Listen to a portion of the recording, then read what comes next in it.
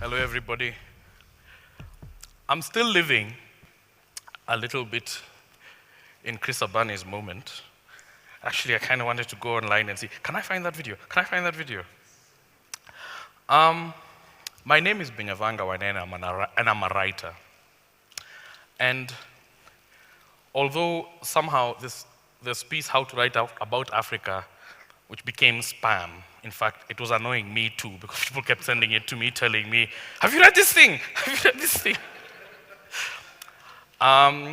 The stuff that I've spent more time on is different. Now, I just kind of, I think it's a strange thing that we've kind of been circling around the same ground this whole conference, and coming back again to the idea of story and how it's central to things. I was going to start off this talk so many ways. One of the things I wanted to say was that the most consumed stories on this continent are from the Bible in almost every manner of language you can imagine. I think that it's translated, into 600 languages.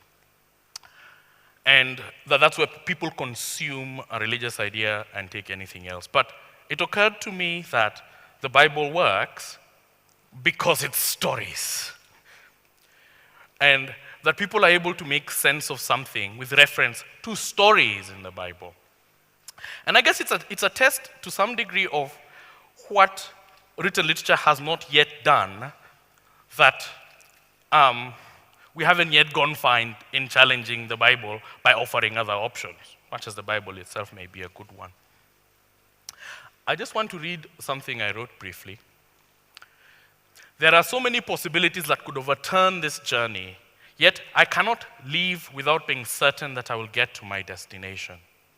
If there's a miracle in the idea of life, it is this: that we're able to exist for a time in defiance of chaos. Later, you often forget how dicey everything was, how the tickets almost didn't materialize, how the event almost got postponed, how a hangover nearly made you miss the flight. Phrases swell, becoming bigger than their context, and speak to us as truth. We wield this series of events as our due, the standard of gifts for gifts of the future. We live the rest of our lives with the utter knowledge that there is something deliberate that transports everything into place, if we follow the stepping stones of certainty. When I was about 12 or 13, locked as usual in large parts of my day where I'm inside a book somewhere and I'm in trouble with my mother, so I'm hiding in the toilet or in the bathroom or with a torch or with a candle. Everywhere, all of a sudden, were these stories about these dogs called T9.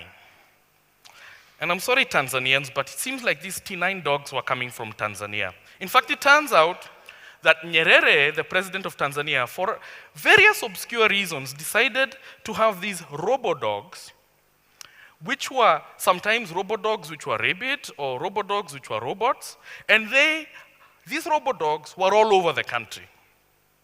Now, you had different kinds of rumors. There are people who are less educated and people who have different ways of telling stories. But this particular one was interesting because kids in primary school were telling it, rich, snooty people were telling it, doctors were telling it. There was just this story. And so the perception was, you don't leave home. And in fact, recently I traveled to certain rural areas where people are like, people used to go out at night a lot in this place, but this is that T9 thing 20 years ago. We don't go out much at night.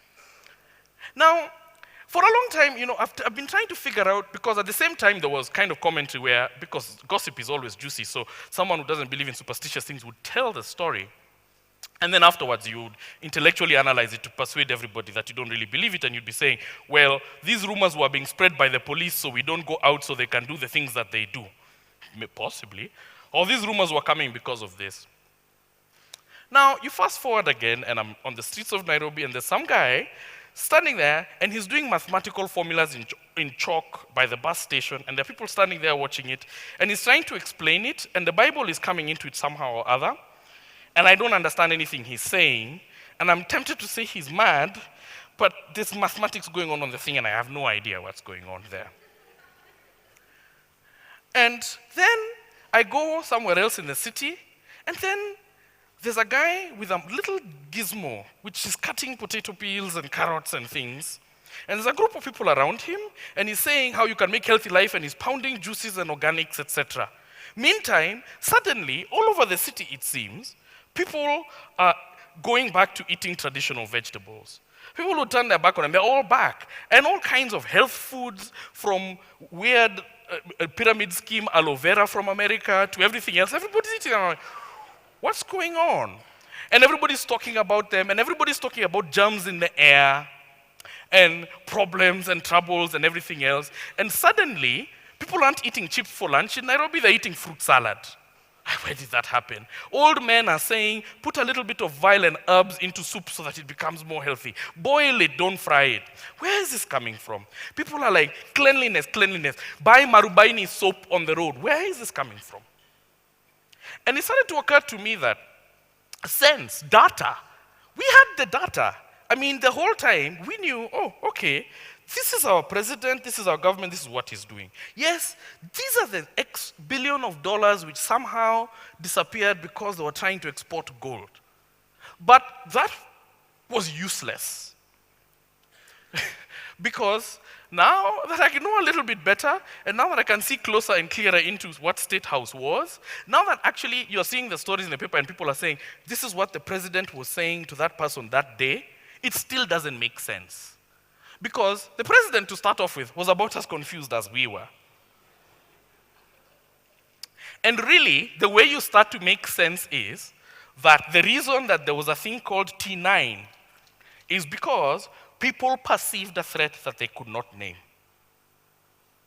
Because this was the season that friends that you knew were being picked up and disappearing. This was the season that politicians were coming up and saying dissidents, dissidents, and anybody seemed to be able to become a dissident. This was the seasons of no sources of anything. And so really, the clearest way to describe what reality was were those crazy robo-dogs. And the effect of it was simply, take care of your children, don't go out at night, don't play things, was sensible. That at the time that you're opening a newspaper and seeing yourself starving, at the time when everybody's telling you, you are the worst AIDS country in the world or the second worst, and then your politics is horrible, and they're like, will they go into civil war like Rwanda and everything else? Why spontaneously do people have an obsession with cleanliness and buying organic food on the street? Because this is how society moves. And you know, I've sat in so many little sessions where people talk about, oh, raising awareness and telling our own stories. And then somebody goes and puts together a story where they're like, this so-and-so left Senegal to get on a boat for 27 weeks where he's hanging upside down, and then he sinks, and then his friend sinked. And he did that because he was desperate. And I'm like, that is about the most useless information you've provided me. I can do nothing with it, and nobody can do anything with it. So, like Chris, I'm starting to say that actually, sorry people, it starts here with the job us guys, us writers are doing, because we're the ones who are trying to make sense of this nonsense. And it's a weird thing that I think it's even a challenge to some of us writers, that very much the stories that have been circulating have been ahead of us. A little small one. I was sitting in a bar a few months before the 2002 elections, and we were all kind of jittery. And the president had said he was going to leave, and we kind of really didn't believe it. But, well, he had said, and it was looking like it was going to happen. And so, but people were saying, but what about all those people around him? What's going to happen? So this guy tells this story. No idea if it's a tall tale, let's call it. And he was like, well, you know, I heard that the bodyguards of so-and-so, you know the guy who's 6 foot something who stands always with him? Yeah. So what they've been doing, basically, is that when they're walking in the corridors of State House and the president is asleep, they keep opening the door, and then they take turns, and then they stand near him when he's sleeping, and they start saying, who do you feel safe with? Who do you feel safe with? Who do you feel safe with? Do you feel safe now? Who do you feel safe with? Who do you feel safe with? So here it was. And we knew he was above the law. And we knew that the deal that it was that if he was going to go away, he would not be charged for anything. But it wasn't clear what was going to happen to anybody else. So there you have it, there in that bar, just that little piece of literature that's making sense of it. And that's giving you something to carry away to make sense of something that's actually not sensible. Now, I kind of want to move to the second part and break a TED rule. Because, really, I'm in the business of writing. And so I couldn't find the right pictures. Now, and they gave me a little itty-bitty thingamajig, which I have probably lost. Oh, there it is. Oh, this one. Yes. And it's come up magically without me doing anything. Now, last year, actually 2 years ago, in London, I was walking by the South Bank. It was one of the 3 warm days in a year in London. And I picked up this book called Such Sweet Country by Kojo Lang. I was very annoyed when I saw it because I am like, oh, how come I didn't know about this book? I am proud that way, at least, about people from my continent who write. And since that time, I've read this book 9 times. And to my mind, it really is the finest novel I've read that came out to the continent. And that's storytelling, because there's amazing novels in this continent. And more than anything, it's kind of what he set out to do, this poet trying to write prose, and saying, oh, this is what I assume he says. Oh, I want to make a literary map of Accra. A map that when you read it, you'll be carrying Accra with you, the whole city. Yeah? Okay, I'm going to do it. So I just want to read some extracts of this great book for you. First, a little bit of snippets tied to kind of tongue-in-cheek themes on diminishing returns. Clotheslines of Accra unite. For all your washing ropes were higher than Mame's great head of Duku. This April morning, with the clouds still undecided, she took her certainty along by stooping under everything, stooping under her own history of the head and heart, stooping under the stairs in Mamprobi, and stooping under her own lowering world. On donor dependence, there was Ebo the food. He ate and drank other people's goodness, standing near the pin's gate, cool, running the pin's 2 dogs in different directions, with his limp in between.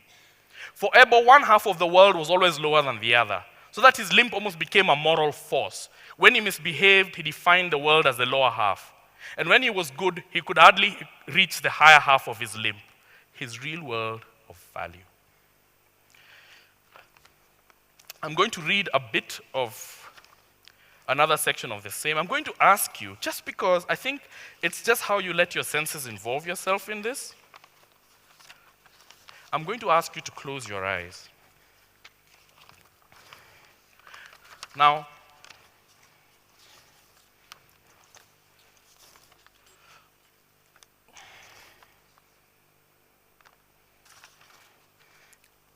you see, I have no hand-eye coordination. It doesn't exist. Even arranging pages is a problem. You see page 3, page 4. Right, okay, there we go. Okay, close your eyes. On markets and nations. Now, Makola is Accra's largest market. The war is on. We'll march against Achampong. Kwaku Dua had already left in his Peugeot 504, and Kofi Kobi was moving off in that smile that carried so much confusion. He felt too long in body to march and dance, but he felt excitement, the excitement he could not join. So he smiled his way out, missing Akua piercingly. Though he knew she would be angry with his lateness, a cloud and a hope had covered the sun and then released it again. Benny Baidu had got a drum from somewhere, and manager Ajiameng a whistle. With the rear, the 4 stalwarts moved down the streets of Medina as if they were 20. Osofo's eyes kept shutting and opening, and as they went along, some joined them. Some laughed at them. The afternoon had rushed into the dust as the crowd grew, so that they had to breathe outside the day, breathing from yesterday's deposit of darkness. One gift of whistling from Ajemong's mouth brought tens of additional dancers and new hands waving. They could wave in, wave out whole worlds. But don't forget the faces covered by the waving hands. Those faces would push through the fresh flesh in the African void. They too wanted to see history that ran past them. And the air was swollen, for not all the people could fit into it. One leg of the crowd was Osofo, the other leg was Okran. Surname and first name both stamped the entire sheet so that bits of groundnut paper rose. Heads, hearts, and heels rose. After the air finally burst, there were arguments about who should breathe what was left. I've rented this bit, so take your head and go.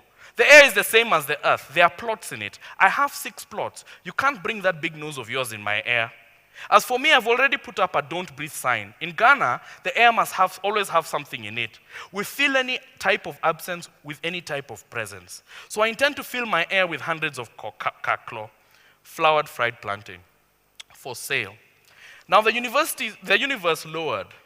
The sky joined them, the clouds bursting in among them with a broad promise of rain.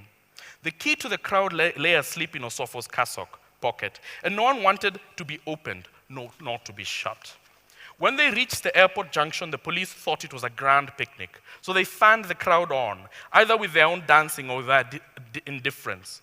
Osofo dragged the junction along for a few yards of prayer, and in front of Flagstaff House, he tore a quarter of his cassock off, sticking a sudden stick through it and screaming, "The flag! We have our flag, our Asafo banner with Jesus behind it." There was a roar as the crowd saw him and moved on, surging like a dry sea roaring in human form. More drums had joined, so that the different centers of sound deepened around the spreading movement, and all around the electric passion of one man, Osofo Okran, whose huge hands tied the crowd, splayed and tripped the 4 dancers. Manager Ajemang had long ago given up trying to create little squares of order and elegance amongst the acres of fury. Then the old catechist, who was so thin his cassock was more or less his skin, screamed out in the fattest of voices, "One whole country cannot fit under a soldier's cap. God help us push them all out." The old man's cry became a song. Then it became a burden as they carried its meaning uncertainly along. Then at last it became a weapon. They would attack the center of Accra with the power of prayer and the song. Osofo knew how to put a smile above the higher reaches of tension. The suspicious sky was beautiful now with the beads of a double rainbow. Thousands of women's waists in the sky. Then there was the chanting. By the peppers there's power. By the key soap there's power. By the cutlass there's power. By the sardine there's power. By the tama there is what? There is bottom power. Somebody shouted that the whole of Accra was in a sack and that they would pound it to death, just as they used to pound cats to eat. Ghana was a photocopy country, and they wanted the original truth.